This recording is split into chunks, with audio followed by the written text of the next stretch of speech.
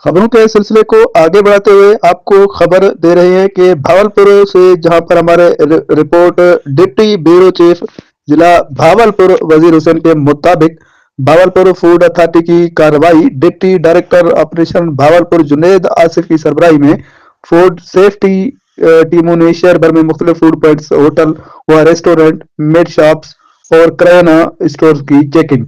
10-15 साल से गुटखा, ममनू, चाय, नमक और दीगर एक्सपायर्ड मसाला जात गोश्त के फरोख्त में एक्सपायर्ड एजाज, मुज़र सेहत, चाइना नमक और नाकिस लाल मिर्चों के इस्तेमाल व फरोख्त पर जुर्माना कौनीन की।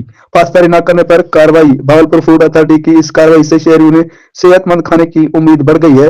फूड अथॉरिटी की पैगाम: हम शहरियों के लिए सेहतमंद खाना को यकीनी बनाने के लिए अपनी कार्रवाइयां जारी रखेंगे।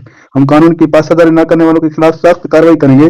भावलपुर फूड अथॉरिटी, हम उम्मीद करते हैं कि भावलपुर फूड अथॉरिटी अपनी कार्रवाइयां जारी रखेंगे, शहरियों के लिए सेहतमंद खाने को यकीनी बनाएगी।